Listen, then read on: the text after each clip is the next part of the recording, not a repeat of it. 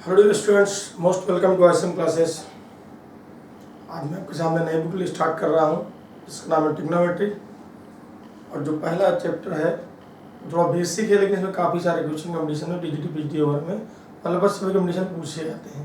इसलिए मैं अपनी शुरुआत करूँ। इसका कॉम्प्लेक्स का बहुत ज़्यादा अहम रोल है आपका ट्रिग्नोमेट्री में। जो हायर लेवल की ट्रिग्नोमेट्री है BSc स्टैंडर्ड की जो कॉम्पिटिशन पूछी जाती है ज़्यादा, पहले मैं उसकी बात कर रहा हूँ। कॉम्प्लेक्स नंबर का बहुत ज़्यादा यूज पड़ता है, इसलिए पहले मैं बात करूंगा अपनी कॉम्प्लेक्स नंबर से स्टार्ट कर रहा हूँ वीडियो को।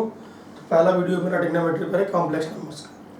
कॉम्प्लेक्स नंबर्स के बारे में कुछ बातें करेंगे। बेसिक बातें आप सब जानते हैं कि कॉम्प्लेक्स नंबर का मतलब एक रियल होता है, एक पार्ट इमेजिनरी होता है। जेड बराबर ए प्लस आई बी आपका ए रियल पार्ट है, बी इमेजिनरी पार्ट है। ये सब चीज़ें आप लोग जानते हैं। मैं कुछ स्पेशल बातें करूँगा कॉम्प्लेक्स नंबर को लेकर के, जिसको लेकर कॉमनली लोगों के मन में डाउट होता है, बच्चों के मन में। तो हमारे टॉपिक्स लिख रखे हैं यहाँ पर। पहले मैं आपसे बात क्या करने वाला हूँ, लिखते हैं आप पूछिए।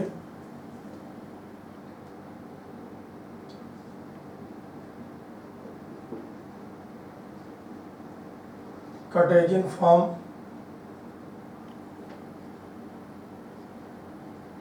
Polar form, conversion,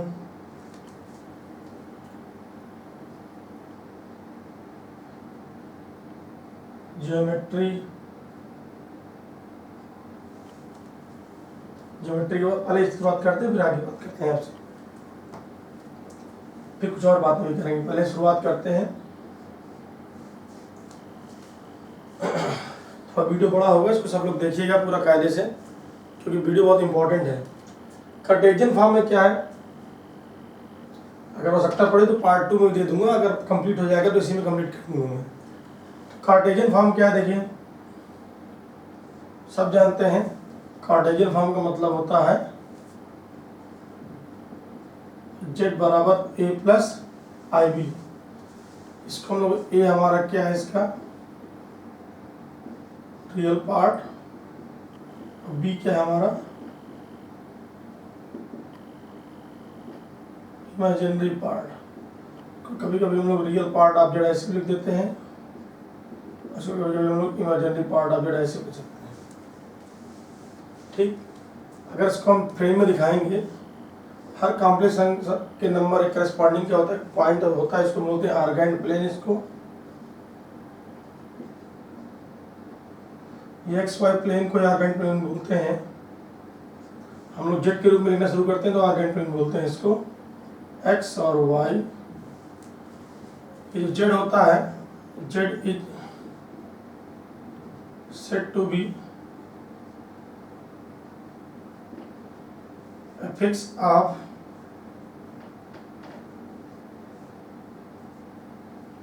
point AB। मान लीजिए कोई पॉइंट AB है, तो हम लोग उसको ऐसे भी दिखा सकते हैं, या इसको हम लोग ऐसे भी दिखाते हैं।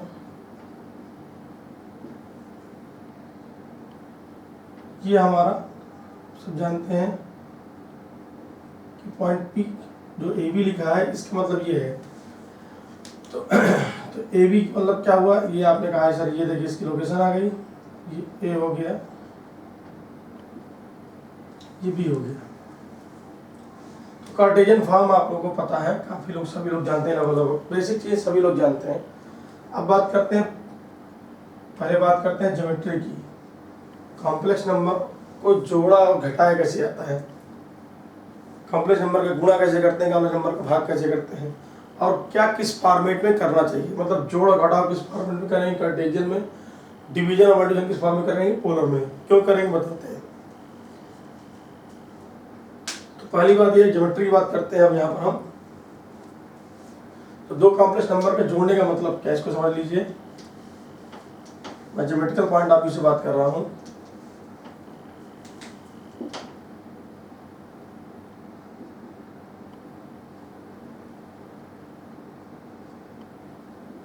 ज्योमेट्री ऑफ एडिशन ऑफ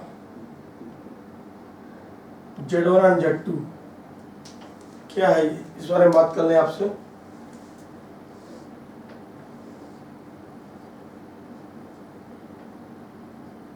इसको जेट प्लेन भी बोल देते हैं, इसको आर्गेंट प्लेन बोलते हैं आप। तो देखिए आपने कहा सर ये हमारा Z1 है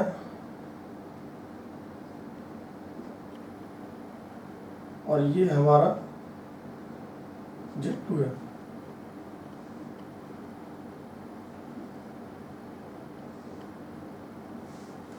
तो हमारा Z1 प्लस Z2 क्या होगा? क्वेश्चन ये है कि Z1 प्लस Z2 क्या होगा। तो इसका बड़ा सिंपल आंसर ये है कि आप पैरेललोग्राम कंप्लीट करिए। यहाँ पर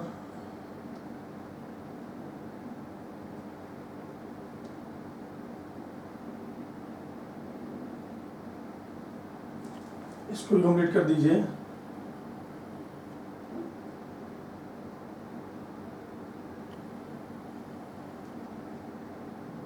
ये जो आया आपका R, ये कहलाएगा Z1 प्लस Z2। अगर ये Z1 है, ये Z2 है, तो ये हमारा क्या कहलाएगा? Z1 प्लस Z2 कहलाएगा। ये मतलब होता है Z1 प्लस Z2 है ज्योमेट्रिकल मीन। अब बात करें सब्ट्रैक्शन की। सब्ट्रैक्शन की बात कैसे करते हैं?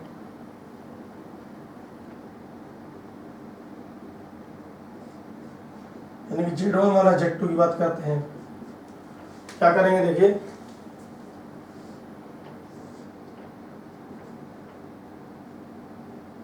अगर आप कहते हैं ये Z1 है, ये Z2 है, तो Z1 माइनस Z2 देखिए कैसे बनाएंगे। ये Z1 हो गया, Z2 हो गया, इसके अपोजिट दिशा में चले जाइए। Z1 माइनस Z2 देखिए, Z2 माइनस Z2 इसका अपोजिट हो जाएगा। आपने कहा ये लीजिए माइनस Z2 आ गया, इसके जस्ट अपोजिट चले जाइए। ये आपका, इसको मैं Q डैश लिख दे रहा हूँ, माइनस Z2 लिख दे रहा हूँ। आप पैरेललोग्राम कंप्लीट करिए। आप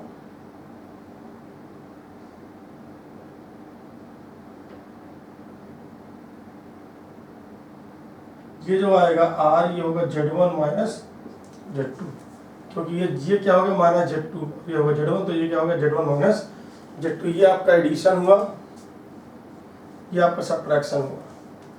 आप हमेशा जैसे दो कॉम्प्लेक्स नंबर जोड़ते हैं तो कार्टेशियन फॉर्म में लिखते हैं, और घटाते हैं तो भी कार्टेशियन फॉर्म में करते हैं। जैसे आपने कहा कि रियल में रियल जुड़ता है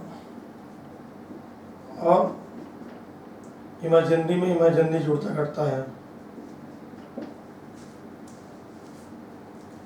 तो रियल में रियल जुड़ेगा, इमेजिनरी में इमेजिनरी जुड़ेगा, रियल में रियल घटेगा, इमेजिनरी में। जैसे आपने कहा 3 + 4i माइनस 2 + 6i, तो आप क्या बोलोगे? 3 - 2 + 4 - 6i। ऐसे तो लिखा जाता है इसको, ठीक है। अगर नहीं दिख रहा तो मैं थोड़ा ऊपर लिख दे रहा हूँ, किए दे रहा हूँ इसको।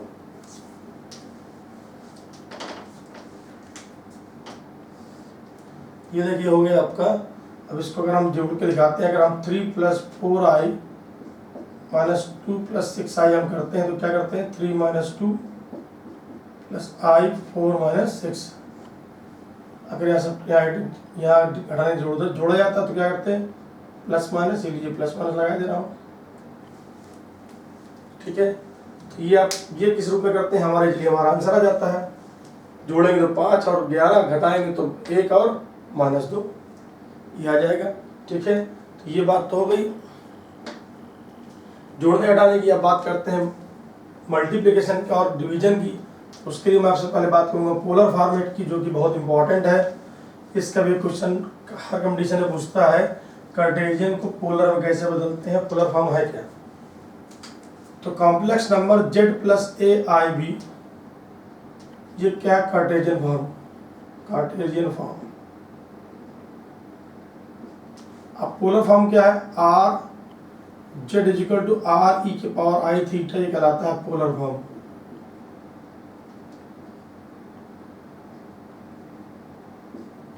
आप सब में कन्वर्जन सीखा होगा, मुझे कुछ स्पेशल चीज़ बतानी है आपको यहाँ पर। तो देखिए यहाँ पर R और थीटा का मतलब क्या है? R को बोलते हैं आप मॉडुलस,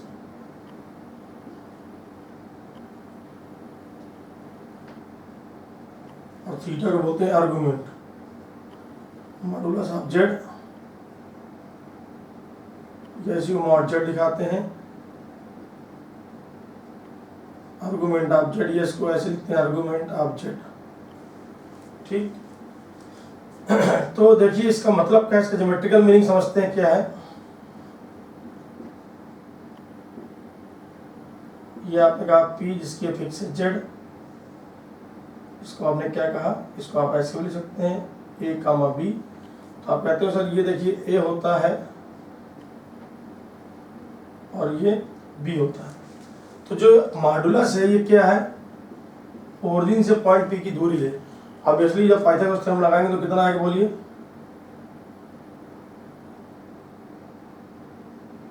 √a² प्लस b²।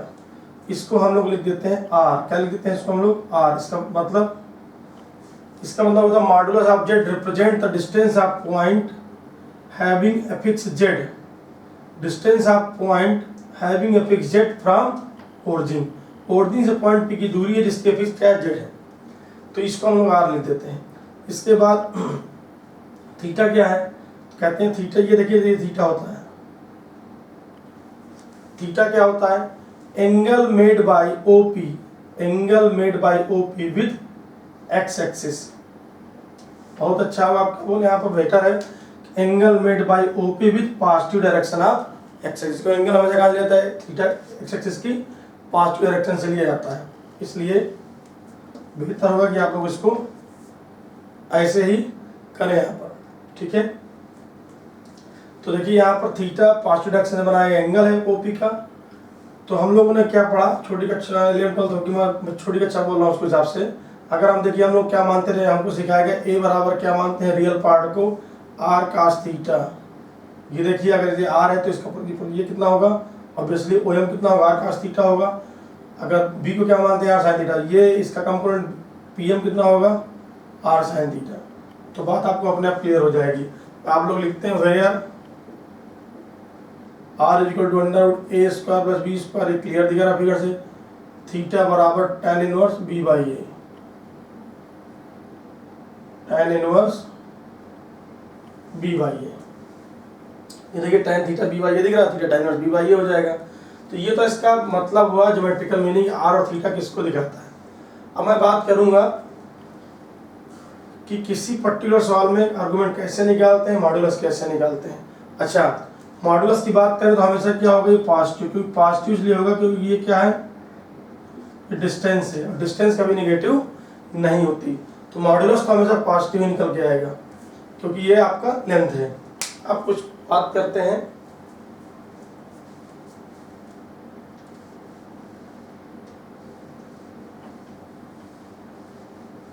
अब आगे बात करते हैं आपसे हम कन्वर्जन कैसे करते हैं।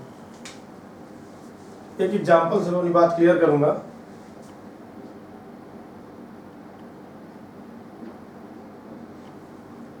आपने कहा इसको सर हमको पोलर में चेंज करना है, तो ऑब्वियसली आप क्या मानेंगे, r cos थीटा 1 मान लेंगे, r sin थीटा √3 हो जाएगा, r कितना हो जाएगा, √a² प्लस b² 2 आ जाएगा, और थीटा आ जाएगा tan inverse b/a √3/1, √3/1 tan inverse √3।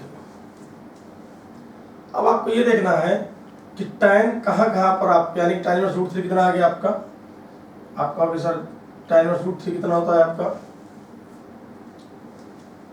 60 degree होता है। tan 60 क्या होता है, √3 होता है आपका। 60 लिखिए या π/3 लिखिए। तो आपने क्या कह दिया कि जो हमारा ये फॉर्मेट आ गया वो कितना आ गया, 2e के पावर i π/3। अब मेरी बात थोड़ा गौर से सुनिएगा यहाँ पर, तो आपको आंसर मिल जाएगा। ये पहला क्वेश्चन था। थोड़ा दूसरा क्वेश्चन देखें तब मैं पूरी डिस्कशन करूंगा आपसे। अब एक बात यहाँ देखने वाली बात है कि tan की वैल्यू कहाँ पॉजिटिव होती है। आप कहते हैं tan की वैल्यू 2 जगह पॉजिटिव होती है। देखिए एक यहाँ पर भी फर्स्ट क्वाड्रेंट में पॉजिटिव होता है tan आपका, और आपका थर्ड में पॉजिटिव होता है। यानी कि आपका होगा कि जो आप tan इनवर्स √3 लिखते हैं, या इसको आप tan थीटा इक्वल √3 लिखते हैं, कोई इशू नहीं है। तो आप कह सकते हैं सर एक आंसर यहाँ और भी सकता है, क्या, tan 180 + 60 करेंगे कितना, 240 डिग्री हो जाएगा। तो कितना हो जाएगा, 240, तो क्या लिखेंगे, 240 बटे 180 पाई। कितना हो जाएगा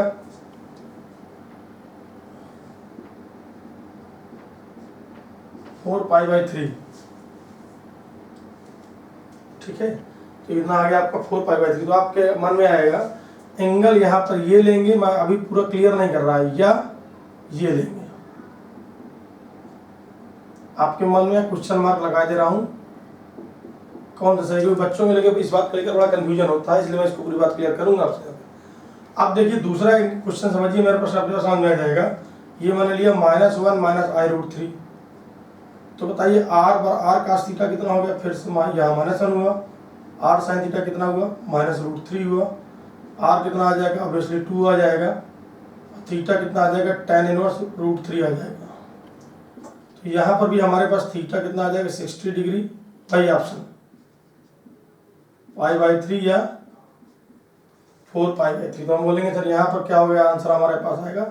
यहाँ भी 2 पॉसिबिलिटी है, r हमारे पास z बराबर क्या है, आंसर क्या सकता है, एक तो आ सकता है 2e⁻i π/3, एक आ सकता है 2e⁻4i π/3।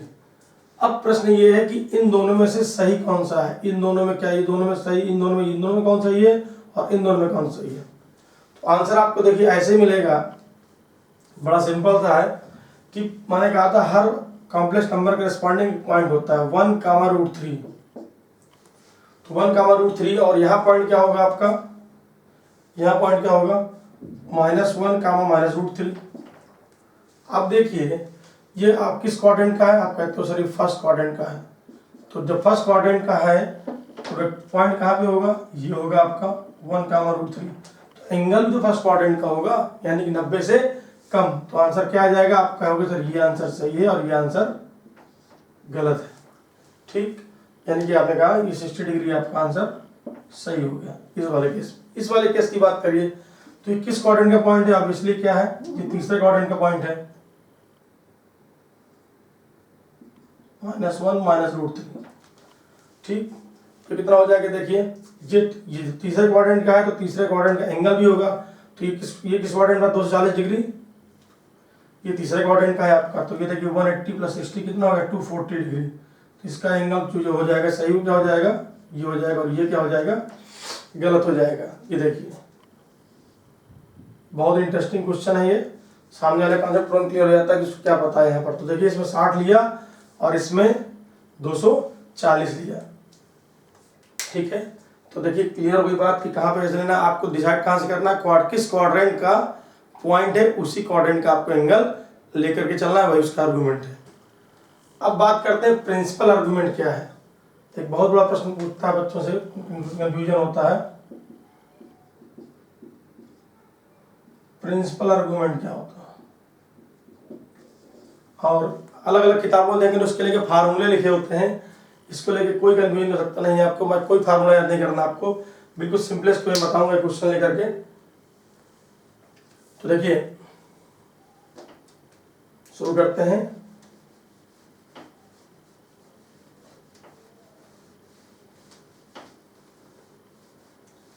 अब हम बात करने वाले हैं आपसे प्रिंसिपल आर्गुमेंट के बारे में।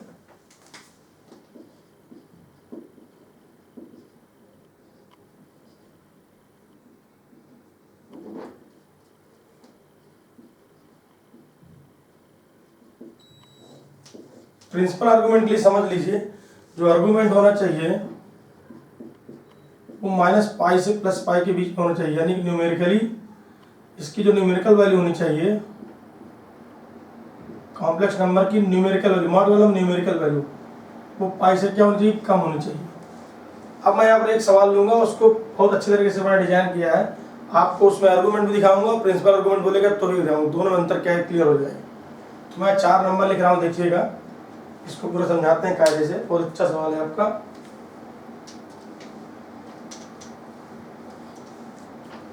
देखिए 4 नंबर लिख रहा हूं मैं यहाँ पर, कॉम्प्लेक्स नंबर, यहाँ लिखा मैंने आर्गुमेंट, यहाँ लिखा मैंने प्रिंसिपल आर्गुमेंट।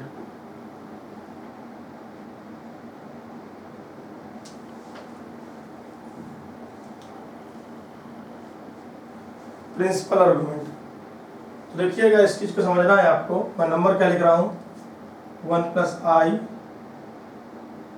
माइनस 1 प्लस आई माइनस 1 माइनस आई और 1 माइनस आई, ये 4 नंबर हैं आपके। देखिए इसकी अगर हम बात करें तो सब में आपको आर क्या दिखेगा, आर सब में √2 दिखाई देगा, आर सब में √2 दिखाई देगा, ठीक। और यहाँ पर अगर आर्गूमेंट की बात करें तो अगर हम 1 प्लस आई की बात करें, 1 प्लस आई की, तो थीटा कितना आएगा, tan इनवर्स ऑब्वियसली 1 आएगा। tan इनवर्स जब 1 आएगा तो अब आप देखिए क्लियर कर लीजिएगा, tan इनवर्स 1 का tan इनवर्स कहाँ पॉजिटिव था, पहले में और कहाँ जब पॉजिटिव, tan पहले में और पॉजिटिव में, पहले में और सॉरी तीसरे में, फर्स्ट में और थर्ड में। हमारा क्वाड्रेंट ये किस पॉइंट आर्गूमेंट किस क्वाड्रेंट में कहा, फर्स्ट में, एंगल कहाँ करेंगे, फर्स्ट का, तो ये कितना हो गया 45 डिग्री। ये लीजिए 45 लिख दीजिए या π/4 लिख दीजिए, इसका कोई इशू नहीं है। मैं एंगल ऐसे लिख दे रहा हूँ, कोई इशू नहीं, π/4 बदल लीजिए अपना 180 से डिवाइड करके π से मल्टीप्लाई करा दीजिए, ठीक है।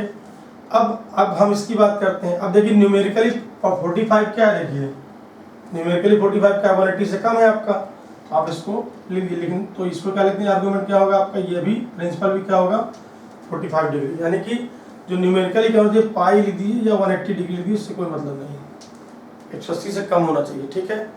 इस तरह आगे बढ़ते हैं। अब हम बात कर लें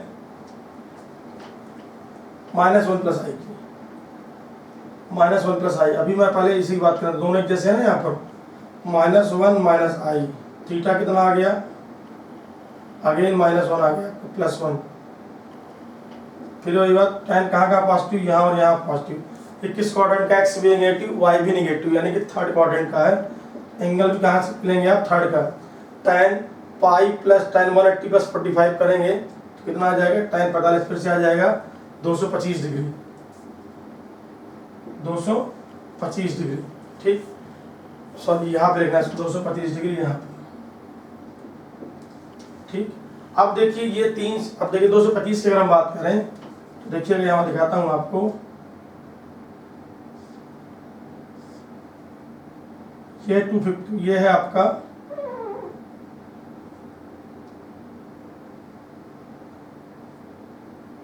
ये आपका 225। अब 225 चूंकि आपका क्या है 180 से आपकी न्यूमेरिकल वैल्यू इसकी ज़्यादा हो गई, तो जो प्रिंसिपल आर्गूमेंट होगा वो क्या होगा, अगर इसको देखिए आप सब जानते हैं, इधर से मेजर करते हैं तो एंटी क्लॉकवाइज एंगल पॉजिटिव होते हैं, और इधर से मेजर करेंगे तो क्या हो जाते हैं नेगेटिव। तो 360 में 225 घटा दीजिए तो कितना आ जाएगा आपका, 360 में 225 घटा दीजिए, 135 किसका आएगा, ये आ जाएगा। तो जब इधर से मेजर करेंगे तो ये 135 है, तो इधर से जो एंगल मेजर करते हैं वो क्या होते हैं माइनस के, तो कितना आएगा माइनस का 135 डिग्री। ये लीजिए कितना आ गया आपका माइनस का 135 डिग्री, ठीक। ये आपका माइनस 135 डिग्री आ गया आपका। अब बात करते हैं इधर से मेजर किया है, इसको देखिए इस एंगल को, सॉरी इसको ऐसे ना बना के इधर, हाँ ये है आपका 135, यहाँ से लेकर के यहाँ तक का एंगल। अब चूंकि क्लॉकवाइज नाप मेजर किया गया इसलिए क्या होगा माइनस का, और न्यूमेरिकल वैल्यू क्या हो गई देखिए इसकी 180 से कम हो गई। अब बात करिए -1 प्लस आई की,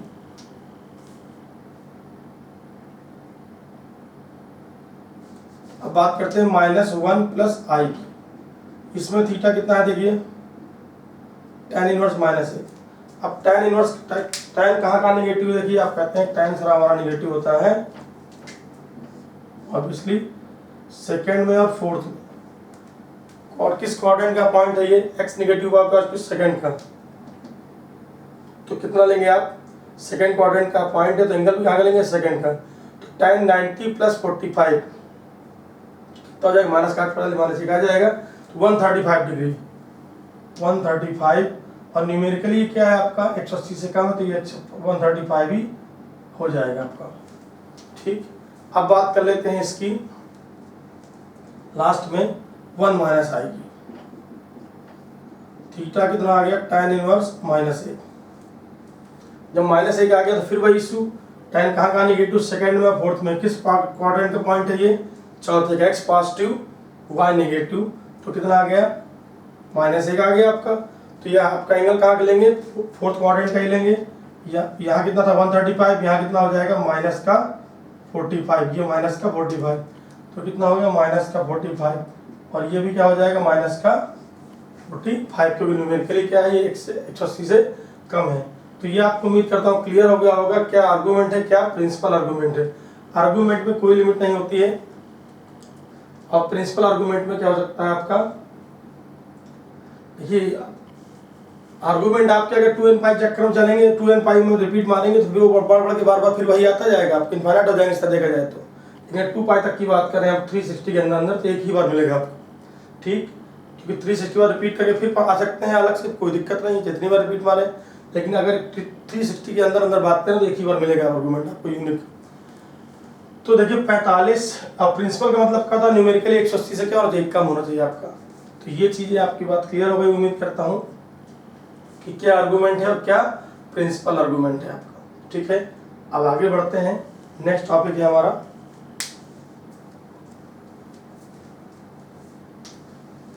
कुछ और चीजों को इसमें कंसीडर करते हैं।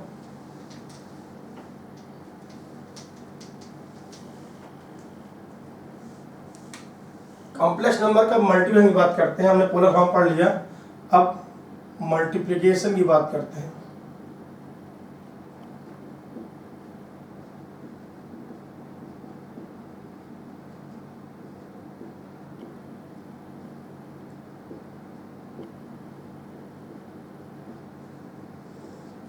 मल्टीप्लिकेशन ऑफ कॉम्प्लेक्स नंबर्स,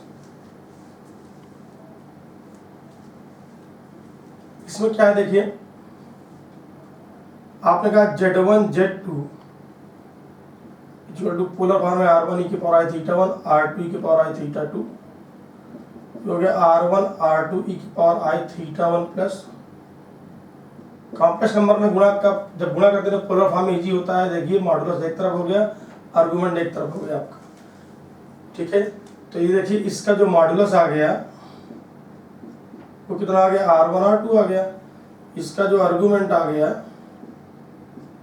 वो क्या आ गया, थीटा 1 प्लस थीटा 2, उसको आप कह सकते हैं argument of Z1 plus argument of Z2। अब इसको ज्योमेट्रिकली कैसे इंटरप्रेट करेंगे आप, अगर आप कहते हैं ये Z1 है और ये आपका Z2 है,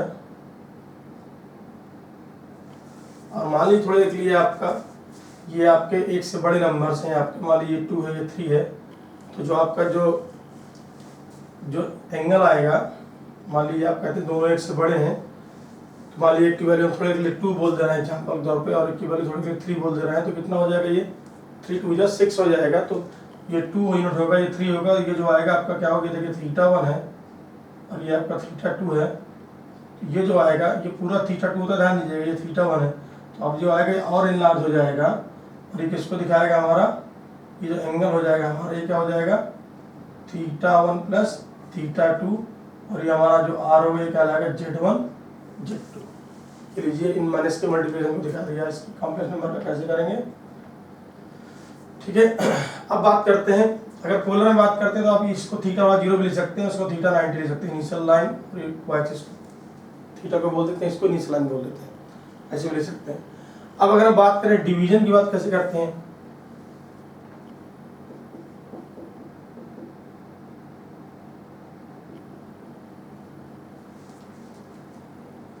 डिवीजन की बात करते हैं, अगर डिवीजन क्या करना है आपको, देखिए यहाँ Z1 बाई Z2 कर देंगे, यहाँ पर ये कर देंगे आप, यहाँ पर क्या हो जाएगा आपका,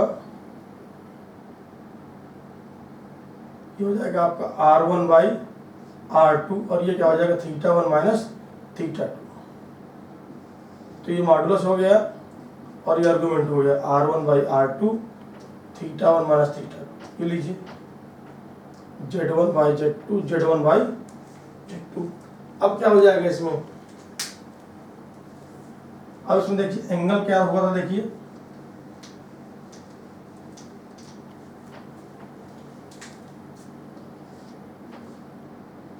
अगर ये थीटा 1 है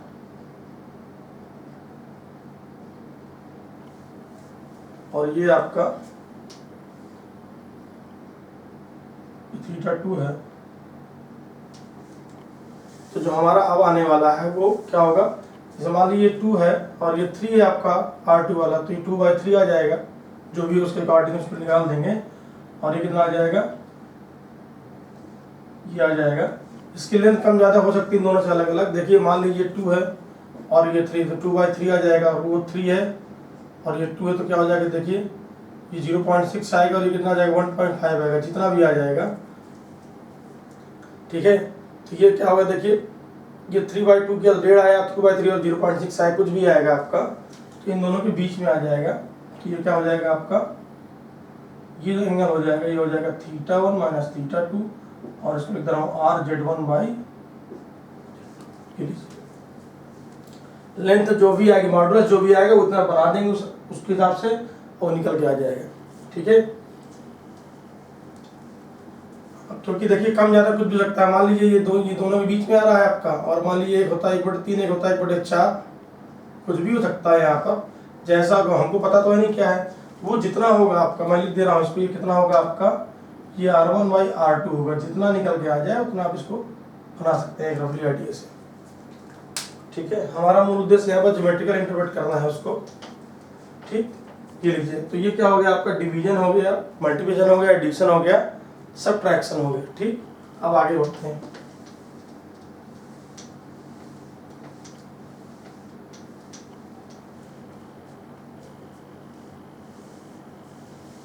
अब आगे बढ़ेंगे,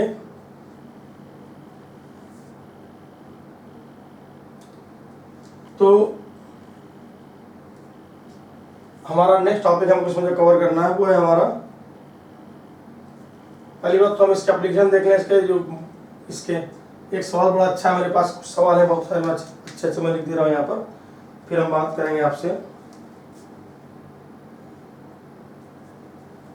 एक सवाल है मेरे पास, बहुत ट्रेंडिंग यूजुअल सवाल है, x1 + iy1 × x2 + iy2। इस सवाल को लें इस, और x3 + iy3 xn + iyn = x + iy। तो आपको आपको क्या क्या निकालना है, नंबर 1 x निकालना है, नंबर 2 tan इनवर्स y/x निकालना है।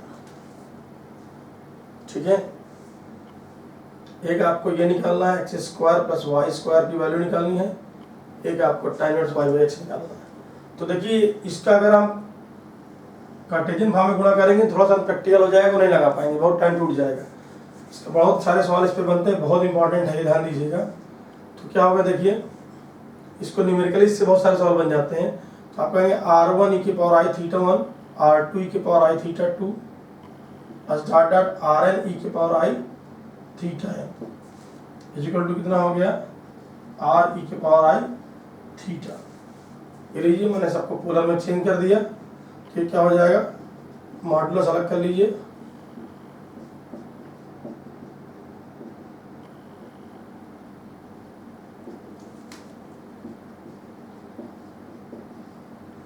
R क्या मिल गया आपको,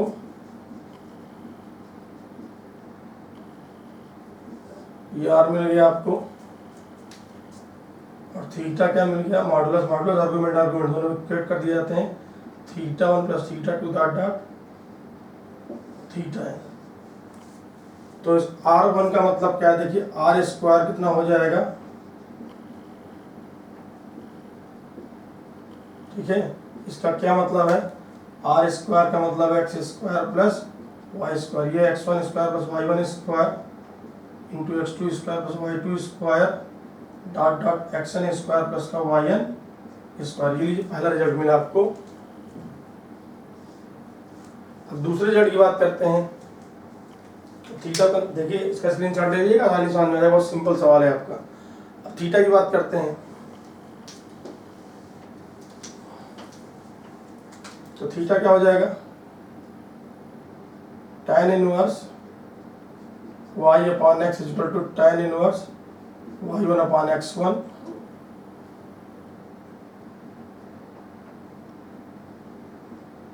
tan inverse y2 upon x2 dot dot tan inverse y1 upon x1।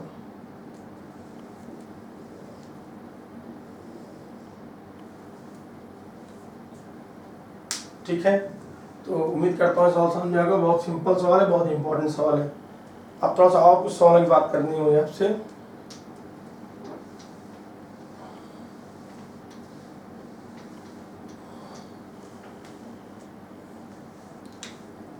एक सवाल है मेरे पास, उसको बताने से पहले एक थ्योरम बताना चाहूंगा आपको मैं। दो थ्योरम बहुत इंपॉर्टेंट है। Euler theorem. यूलर थ्योरम क्या है? e की power i theta equal to cos theta plus का आई साइन थीटा। तो देखिए, इसकी हम बात करते हैं, इसको कैसे आते हैं इसका प्रूफ देखना चाहे देख सकते हैं आप, बहुत इजी है। e की power i theta equal to होता है e के पावर एक्स का फार्मूला लगा दीजिए 1 प्लस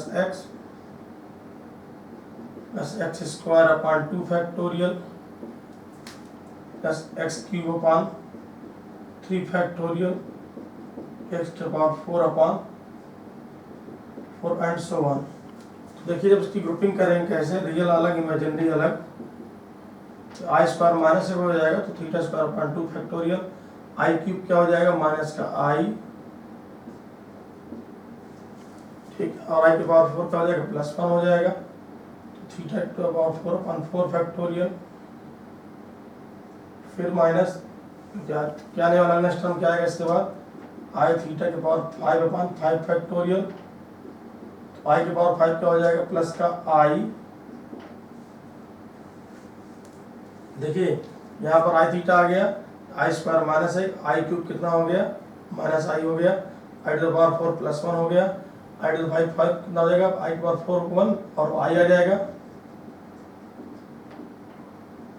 तो इसको जब आई वाले अलग कर लेंगे, थीटा वाले एक्स वाले अलग कर लीजिए।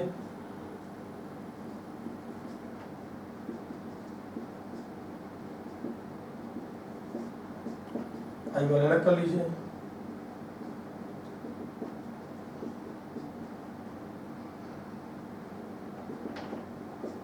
ये क्या है cos थीटा, ये क्या है sin थीटा। ठीक है,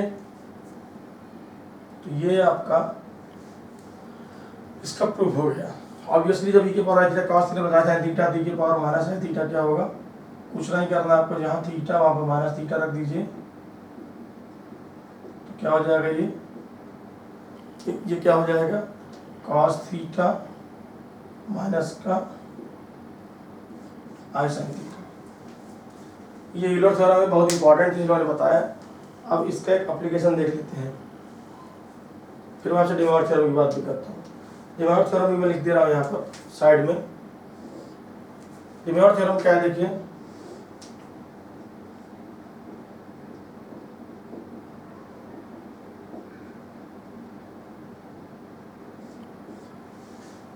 ये क्या होती है cos theta plus i sine theta to power n जिसको होता है cos n theta plus i sine n theta, और cos थीटा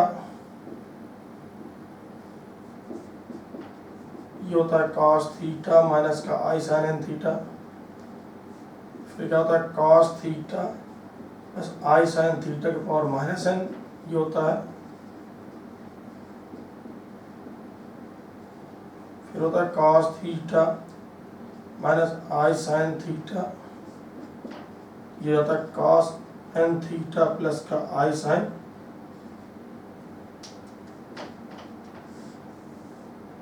ये आप लोगों को यहाँ पर cos n ये आ गया। देखिए 4 रिजल्ट होते हैं, 1 2 3 4। अब मैं चारों बातों में एक बात में कहूँ तो मैं ये बोलूँगा सीधी सी भाषा में, इसको याद करना बेवकूफ़ी है टोटल। इस थ्योरम को पढ़ना ही कोई मतलब नहीं है। आप इस थ्योरम का स्टेटमेंट इंटर लेवल पे तो ठीक है, बच्चे को यूलर नहीं बताया जाता, लेकिन जब आप बीएससी में आते हैं तो यूलर बता दिया जाता है। तो ये सारे रिजल्ट हमको बहुत क्विकली आराम से केवल एक स्टेप्स हमको याद हो जाएंगे। कैसे, देखिए बात करता हूँ आपसे।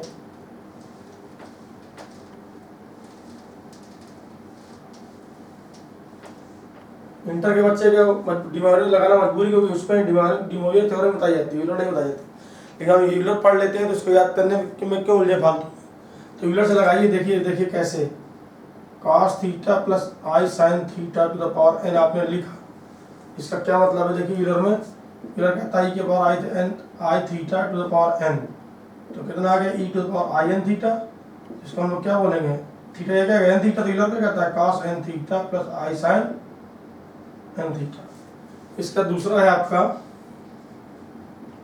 cos थीटा माइनस आई साइन थीटा के पावर n, तो इसको क्या लिखते हैं आप यूलर से? e के पावर माइनस आई थीटा n, तो कितना हो गया? e के पावर आई लीजिए माइनस एन थीटा, थीटा या कितना आ गया? Minus n theta. तो यूलर क्या कहता है आपका? cos, ये देखिए थीटा प्लस आई साइन, मैं इसको जानबूझकर थीटा पढ़ रहा हूँ, तो ये बताइए कितना आ जाएगा? cos माइनस का जार कर लेता है, cos minus theta cos theta, तो इसमें उसको बोलता है जार कर लेता है, और माइनस का आई साइन एन थीटा, ये लीजिए हो गया। इसी तरह से आप इसको करेंगे cos theta plus i sine theta to power minus n, तो ये क्या है? e के पावर आई थीटा के पावर माइनस एन, तो ये हो जाएगा e के पावर आई, ये रिजल्ट फिर से यही आ जाएगा आपका। अब इसकी बात करते हैं लास्ट वाले की, cos थीटा माइनस आई साइन थीटा के पावर माइनस एन e के पावर आई थीटा और माइनस एन, तो क्या हो जाएगा? e के पावर आई एन थीटा, तो ये रिजल्ट फिर से यही आ जाएगा, cos N theta plus i sign N theta. तो इसको याद करने की आवश्यकता नहीं है, आपका काम यूलर से चल जाएगा। ठीक है, चलिए अब आगे बात करते हैं। तो नेक्स्ट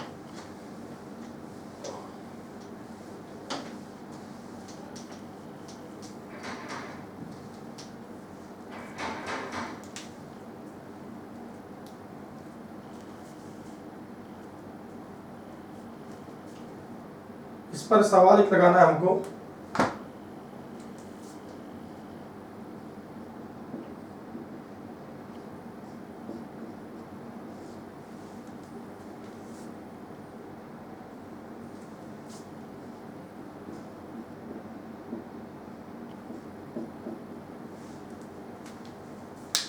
इसको सॉल्व करते हैं।